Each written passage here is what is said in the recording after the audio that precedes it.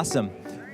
Thank you all for joining us here in the Fireside Chat Igloo. It is appropriately chilly here this morning at FEI. I'm Scott Kirshner. I'm a columnist for the Boston Globe. I'm also editor and co-founder of Innovation Leader, which covers innovation inside big companies. Super excited to be here with Jeff Imelt. He is the chairman now of Athena Health. He's a venture partner at New Enterprise Associates, NEA, and also the former CEO of General Electric. And we just heard from Jeff on the big stage. I'm excited to maybe follow up on some of those topics you touched on. But please welcome back Jeff Imelt for the bonus session here. Good morning. It's hard to think of a fireside chat in an igloo, but we'll be able to. Yes, there's some kind of commentary on global warming here, I think. Yeah. So I want to ask you first, you wrote this Harvard Business Review article last fall called How I Remade GE. You talk about 5 transformative things that you did in your tenure at GE, including doubling the investment in R&D. Do you want to walk through kind of some of the other things that you felt like were transformative there? Yeah, look, so I mean, I think to a certain extent, and some of the stuff really never ends, but the portfolio, you know, as a broad company, maybe too broad, trying to make it more narrow, more industrial. So to a certain extent, you know, for good and for bad, a large part of the company in the 90s was in financial services, which ultimately turned out to be a bad ride for the company, so changing that path. Technology, what I said up there, really I mean is that competitive advantage is really built on technology, so that was a big investment piece. Globalization, you know, if you were in the businesses we were in over the past 15 or 20 years, our markets went from essentially, I would say, US-based to being essentially not US-based, globally based. Not because we wanted it that way, but that's where the customers were. Big investments in digital, so really a chance to try to see this kind of merger between digital and industrial. And then the last one was just trying to be more decentralized as a company to be able to, I would say, be more nimble in the world we live in today. I want to ask maybe some tougher questions than John asked on the stage up there. One of which is, have you concluded that the era of conglomerates is over? You're now working with Athena Health, which is this very focused, you know, just about healthcare IT, software for, you know, physicians' offices and clinics.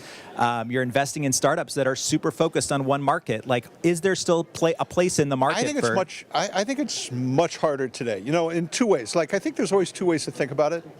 One is, what does it mean in the marketplace, right? So what does it mean for customers? How do you fare versus competitors? And I think there's a real argument for a focused multi-business structure, but only one that can deliver competitive advantage in the marketplace, right? So, and that's measured by market share, returns, things like that. I think the other one is just, you know, capital markets are different today than they were 15 or 20 years ago, right? The average hold of a stock is 7 months. People can construct, so you've got a capital markets approach, you've got a competitive approach. I think if you stand back and say, aviation 75% market share, power 50% market share, locomotive 70% market share, healthcare 40% market share. In other words, not bad, you know, when you think about it from a market and customer standpoint.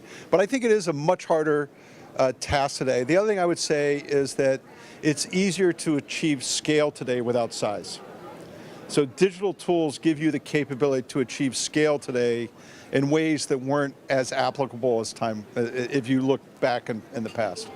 I would say that someone who's in the igloo today, I don't want to call her out, said, you know, Jeff came, he spoke to our management team, and really got them excited about innovation. I would say you did a lot of the smartest things of any big company when it came to open innovation. You know, we mentioned doubling the investment in R&D, investing in lots of startups that had the potential to really have an impact in GE. But what was the thing that, at the end of the day, felt like it was outside of your control? I mean, even being the CEO of this company, even being a sort of true, you know, innovation advocate, innovation evangelist, what felt like it was outside of your control? I think if you can really do something with 50 people in a garage, we shouldn't be doing it, really. You know, in other words, if it had no element of scale at all, there's just 100 people that are better doing that than a big company can be.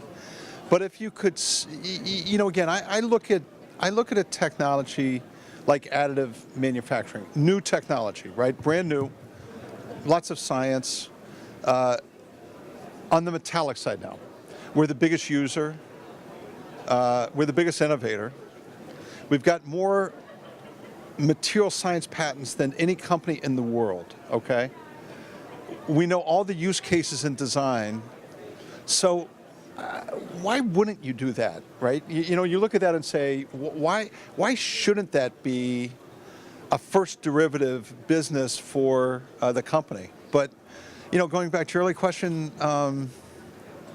when we were in the media business, my value added was make better shows. In other words, it wasn't like I had 50 ideas on things to do better. So I just think there's things where you play strength to strength, and there's things where you are better to source from. And then if you can do it with no scale at all, somebody else should do it. And if it takes scale, we should do it. I want to maybe ask one or two last quick questions, but please get your questions ready for Jeff. GE is one of these companies, and I think there are a lot of Fortune 500 companies that have a heritage of R&D and have these big R&D teams. How do you explain to large companies that that isn't the only place you need innovation to happen, that it needs to be spread more broadly around the business? And do you have any advice about getting that innovation happening outside the R&D lab? So you're exactly right. I think one of the places where big companies lost their way, including us, was in information technology. For instance, we went through a generation, 20 or 25 years, where IT in most companies was outsourcing, and therefore we never treated it like another place you could innovate. And then I think big companies are woeful in terms of what I would call business model innovation. So I grew up in Cincinnati, so I always have an affinity for P&G, right? Just because the kids I grew up with, parents worked there, stuff like that. So I don't know where all you were the first time you saw a Dollar Shave Club, right? The first time you saw a Dollar Shave Club, you said, that's a stupid idea. That's what I said, Who wants, it's not that much fun to shave anyhow. Who wants to deliver it to your door? Then the ads were cute. It got a little bit more. Then probably 6 months or a year later, I said, gosh, I would hate to be the Gillette product manager for P&G. He or she has to be going through pure hell right now. So I think we're just too inflexible about the things going on around us to say that innovation has to take place in manufacturing, in sales, in IT, things like that. Yeah. I think historically in the 20th century, though, R&D, large organizations were so departmentalized and factionalized that R&D felt like we own innovation. I think are you're innovation. exactly right. And I think there was coming out of the 90s, there was this notion of professional managers who could manage anything. And, that was kind of what we all believed in. I don't really believe that, I don't believe in unprofessional management, but I think, basically you need this kind of constant, what are you good at? What can you experiment with? And less of the high-level stuff. Cool. I suspect there are some questions from the crowd here. Why don't we go, Vincent, you first. Right. Lots of impressive things that we've heard about that you've done at GE. One thing we've seen in Asia, I'm from the Philippines, is that GE is very active in looking at business models in India, in the Philippines, and Indonesia on how current practitioners there do things. For example, the Aravind Eye Clinic, because of the $2 a day income of the people there, doctors had to be ultra productive, for example, and GE would work with them and learn, in fact, from the third world. So that's one thing that I've seen that you've done. So humility. We had a different approach in globalization. We believed in localization. So we kind of built a global network, but really kind of one country at a time. We saw protectionism long before President Trump. We were kind of working on this 10 or 15 years ago. And one of the things you find is it not only makes you better in the local markets, but you can start going, kind of reverse innovation. You start seeing ideas in Philippines and India and places like that you think could work in the United States. And so it helps you create this different way to innovate by having a global platform, if you will. So, the company had 25 or 30,000 people in India, 30,000 people in China, maybe a couple thousand people in the Philippines. And so we managed each country like its own entity, really. Noel, I'll repeat your question. Go ahead. Okay, yeah. FastWorks. Can you talk about what are some of the big takeaways from you with FastWorks, and what are some of the things that you might have done differently? Yeah. We wrote a second book. What's not in the book? So just repeating for the sake of the video, FastWorks, which was based on Eric Ries's lean startup methodology. Kind of meets, I would say, big company. How do you get it more pervasive, right? And I think it almost like any other tool we found inside the company, going back to Six Sigma or other lean activities, is there's probably 60% of the company for which its purpose was great, and another 40% where FastWorks just wasn't going to take hold. So I would say in most administrative functions, it was awesome. It was a great way to drive change. It was a great way. I thought what it really did the best job of was it made the culture experiment. It made the culture, fail fast, things like that, which is really critical. It turns out that product development in the oil and gas industry is very experimental. So our companies like Shell and BP, they love FastWorks. They wanted to be they wanted MVPs. They wanted a trial, right? Then when you get to aviation, nobody wants a minimally viable product. And the language itself was like a turn on to the people and things like that. So it's this gradations inside a company that any process tool can't spot until you get there. Did FastWorks stick? Like, is it still being used today? And yeah, the 60% again, I would say in the 60% where it exists, I would say in our, like G. Baker Hughes, our oil and gas business, you walk in the doors of that, everybody talks FastWorks. Everybody talks FastWorks. If you go to G Digital or what we used to call as IT, everybody does FastWorks there, right? If you go to aviation, they say, don't say FastWorks. Okay, because it's got a bad vibe to it. Go ahead. Hi. I've got a question around how do you make innovation part of the culture so that people who aren't just in product or experience, people in functional roles, how do they also see innovation as a key part of their role? Great question. Let me just repeat it briefly. How do you make innovation part of the culture so that it's not just the innovation team's job? Everyone feels like they have a role. Again, I'd have to say I didn't always do this well, right? So in other words, I would hate to give you the impression that it's easy or straightforward or we did it well. I think you need managers. You need managers who both that kind of know the art of the possible. In other words, you need managers. They don't have to be innovative. They don't have to necessarily know the technology, but they can't be a closed door to what might be possible in the organization, right? So you have to start by, because you want to value people that have different skill sets, but you need people that are basically, even, whether they're 65 years old or 45 or whether they work in finance or manufacturing, they have to be open to the next idea. They have to be open to the next idea, right? And then you have to start at the bottom. Basically, everybody that joined GE starting 2 years ago had to learn to code. Not because we want them writing software, but you need to have the next generation that knows the art of the possible. I would say in my case, look, I naturally gravitated to technology when I was young. I was a really good product manager. I was a lousy with our IT guys. I didn't pay much attention to it. I didn't really want to spend time on ERP implementation and stuff like that. That was a bad, if I could go back and do anything over again, it would be that, right? So I want to make sure that people don't have the same mistakes and they have different pattern recognition coming forward. All right, I want to just follow up on that real quick, and then we'll take some more questions. Jeff, incentives for kind of getting people throughout the organization to feel like they're expected to innovate? Like, do you think that in the annual review or in your performance incentive package, like that should be a component of it? So we would have, like, the businesses would have what I would call a blueprint. And the blueprint would have two or three financial goals. It would have maybe 4 or 5 strategic goals, and then maybe one or two organizational goals. And this was kind of an evergreen document that would be the part of our reviews every time we would get together by exception. And one or two of the objectives would have to do with doing something new, right? Yeah, future growth. You know, every time we got together, they would have to talk about what the future growth is. And some people are naturally better at it than others. So I would say metrics are important. You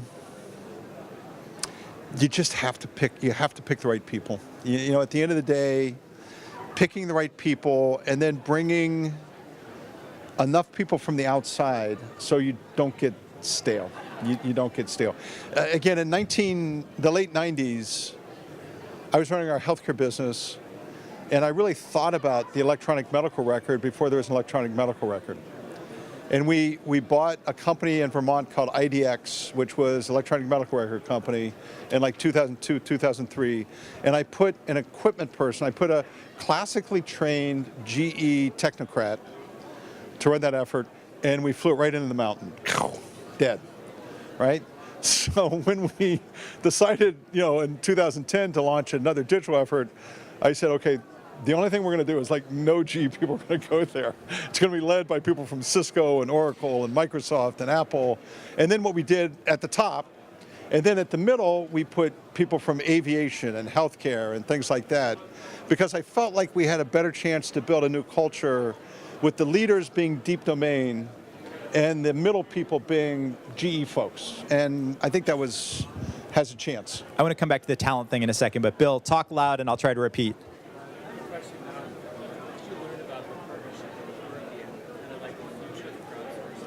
Interesting. All right, so it's about the partnership with Quirky, the New York startup that was sort of trying to crowdsource ideas for new products, mostly new consumer electronics products. Yeah, so this comes to really,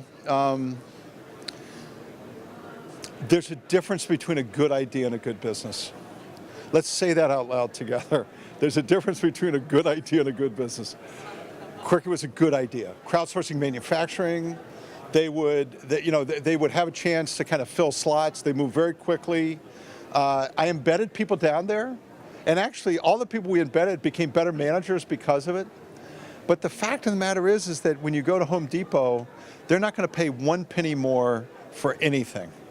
You know, the guy, and Ben, I love Ben, you know, the founder. Ben would say, I went to Walmart, they're really interested. They want to buy the fuse box, blah, blah, blah. And listen, I've spent years of my life in sourcing rooms in Bentonville, Arkansas. And so it was too high cost. And in the end, it doesn't matter what you're making, if it doesn't hit this practicality, you're going to lose, right? So we did some with that. We did some with another kind of crowdsourcing manufacturing company called Local Motors. It has a little bit, I think it has a little bit more of a chance because they actually are making like scooters and stuff like that as branded products. So it's a neat company, and so we did both those. But again, I come back to like, I think Jeff Bezos is amazing, right? I think Elon Musk is amazing. I think space travel is stupid, okay? I don't want to die on Mars. I've looked at it a couple times. Shit beats me. I can't see it, right? Now, don't pitch Jeff your space travel startup as a VC. No, he's telling you no. So it's, you know, so in other words, even these amazing people have stuff that you say, sorry, like I just don't get it, you know? And so I think it's always important to ask questions like who's going to pay, how much are they going to pay? You know, the other one, again, I'm blathering a little bit, but look, over the past 20 years, my association in healthcare is the graveyards are filled with home health companies, right? All good ideas, but without any business model. So about 10 years ago, our venture team wanted to invent it. And look, I'm a live and let live. I cheer for everybody. But they wanted to invest in Fitbit. And I said, is anything diagnostic? You know, and this was a rule I had, right? That if it wasn't diagnostic, if it was just a trinket, we're not going to do it. Well, nothing was diagnostic. So I think good idea, good business, you know, think about that. All right, fantastic answer. I promised you we'd get to your question. Go ahead. Sure. With the recent Facebook hearings, we heard a lot that the regulators may not necessarily understand the space. Now, being in healthcare, you know, everybody goes to say regulators hold us up. What are we doing, or what can we do so that we don't use regulation as an excuse to accelerate in the digital space for healthcare? So it's a great question that deserves a nuanced answer. In other words, first of all, I'd say, you guys can hear me okay? Something that people in Silicon Valley don't understand yet is the government always wins. Okay? In other words, giving them a finger is a bad strategy. And the notion of how you fit in the world is always going to be an important context. And I think, look, Facebook's an amazing company. These are amazing companies, but they've become so successful, they're going to get the eye of the government and things like that, number one. Number two, I think it's always good to make your regulator, whoever they are, really knowledgeable about the industry. And the extent to which you can say, what we want are deep domain experts as regulators. We don't want weak regulators. We want people that have skin in the game about the industry. The best regulated business inside GE is aviation. There was a horrific engine issue last week with Southwest Airlines, and it was a GE engine. The one thing all Americans should feel is that what happened after that event is amazing, right? You've got this incredible diligence of experts and speed and all that stuff, and you just sit there and say that this combination of regulation and industry cooperation, when it works, it's amazing, right? So I think the best thing we can do is have the very best people, not as observers, but people that really, if you're in the FAA, you want our industry to be the best in the world. So China uses the FAA, Europe uses the the whole world uses the FAA. They don't use the EPA, right? They don't use the FDA. They don't use some of the others. Now, just getting back to your question, but it's like business people in 2018 need to know context, right? When I started, we didn't have the scrutiny, we didn't have the transparency. 20 years ago, companies could do whatever they wanted to do. Today, no matter what you're doing, you better understand that how you fit in the world is amazing. And look, in my view is, I think if this makes, I think what Mark Zuckerberg ought to be somebody that we're all proud of for what he's done. And if he takes this and makes Facebook even better, that's what I cheer for. That's what I want to see. David, I'll give you the last crack here. Thanks. Great presentation. Thank you very much for everything. So there's a nugget of something in what you said up there, and I wanted to expand on a little bit more. You said something around building companies, around healthcare to deliver services of units of one. Can you speak more to what you mean by that? I could take that prolifically, and I could take that. No. So look, it's. I learned healthcare both as a technology company and also as a payer. GE is big in 15 cities in the country. The cost per employee, low to high, is plus or minus 50%. So the healthcare market in Atlanta and Dallas and Boston, Chicago, Columbus, Ohio, Denver, Phoenix are extremely different. So the notion in healthcare that you're going to have national anything is fiction. So when I talk about it, it's building all the data you can have horizontally, but know how to drop that into Phoenix, know how to drop that into Atlanta, know how to drop that into consumer pay, know how to drop that into Medicare, know how to drop that into Medicaid. So it's dealing with this complex ecosystem by simplifying what you can simplify, but not expecting, look, I'm a citizen, but do I think Atlanta's going to look like Houston in my lifetime from a healthcare standpoint? I don't. So that's really what I meant about healthcare. People that figure that out are going to be the winners. I go back in the late 90s. HCA was the largest for-profit healthcare company. They probably had 3 or 4 hospitals around the country.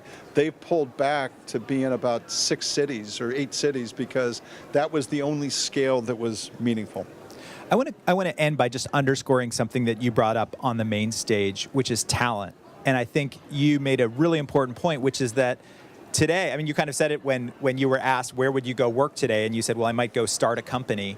The lure of startups, the lure of being part of a growth company, whether it's an Amazon or a Quirky or a Google or what have you, I think most big companies probably don't realize yet, or don't take seriously enough the idea that they're in this war for talent. So come back to that point, and what do you think there is to do to sort of become a magnet for that talent? I used to worry about this constantly. What I would say is some of it's unsolvable, right? Some of it's, so I graduated in 1982 and joined GE. At that moment in time, 95% of the people that were graduating from any place, certainly in the US, maybe in the world, would think about going to work for GE, What's that number today, 50% maybe?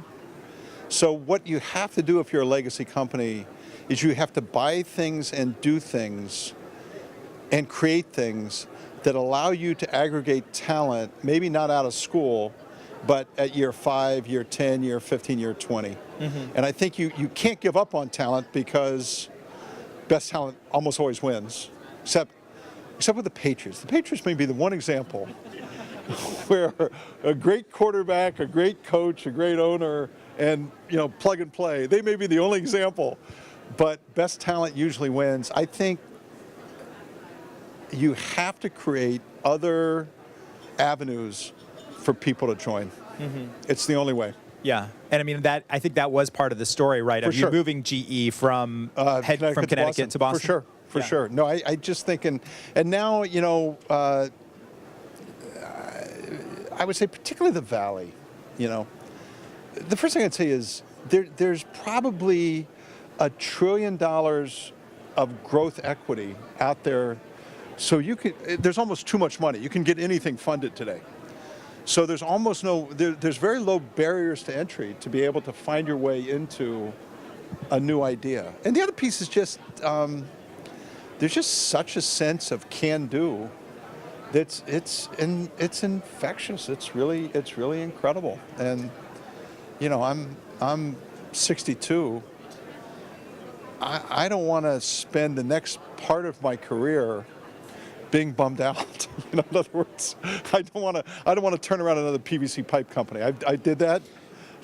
I'd rather go build something in the future than fix something that I probably broke 10 years ago. Well, it's a great point. You use the word optimism too, which I really like, because a lot of big companies, I think you don't find that optimism, or they don't generate enough of that optimism of, hey, we're going to solve the next great problem or chase the next great opportunity. It is a little bit more about dealing with the headaches of today and kind of a lot of the established, conventional wisdom. I completely agree. Just one last thing to add. Every growth idea I've come across, both at NEA, a little bit at GE, but at NEA since I've been there, and I see across the Valley, and I see also in Boston, is they don't know how to sell, right?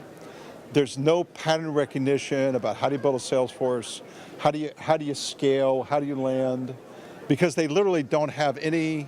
The way you think, if you're particularly a digital entrepreneur, is how can I build a business that doesn't need a sales force? And once you fail at that and you recognize, gosh, I really need somebody to interface, that's where the most value is created early on for a lot of these companies, is actually giving them pattern recognition there. Cool. Great. I want to thank you for the time, Jeff. Thanks. This is really fantastic. Thanks for all the great questions, guys. A quick plug before everybody gets up. I think we're going to go in about 1 or 2 minutes here to our next fireside chat in the Igloo with Luke Charrington, who is at the corporate venture capital and accelerator arm of Anheuser-Busch. So stick around if that sounds interesting. But one more round of applause for Jeff Imelt. Good to see you again.